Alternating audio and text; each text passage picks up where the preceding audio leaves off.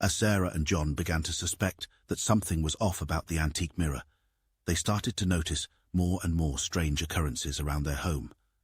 Objects would move without explanation, and strange sounds could be heard in the middle of the night.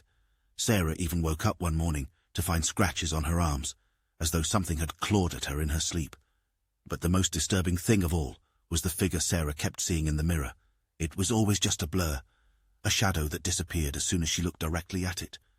But the feeling of being watched never went away.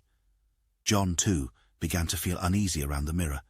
He could feel a sense of malevolence emanating from it, as though it was alive and full of hate. He tried to rationalize it, telling himself that it was just a trick of the light, but he couldn't shake the feeling that there was something deeply wrong with the mirror. One night, Sarah woke up to the sound of glass shattering in the living room. She bolted out of bed and ran to see what had happened, only to find the mirror lying shattered on the ground. Her heart pounding in her chest, she looked around the room, half expecting to see the figure from the mirror lurking in the shadows, but there was no one there. Only the broken shards of the mirror litter the ground. As she and John cleaned up the mess, they couldn't help but feel relieved. Perhaps the mirror had just been a cursed object, and now that it was destroyed, they could put the whole ordeal behind them. But their relief was short-lived.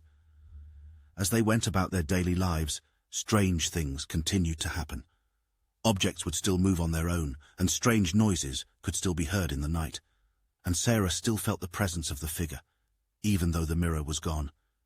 It was then that they began to realize that the mirror was not the source of their troubles.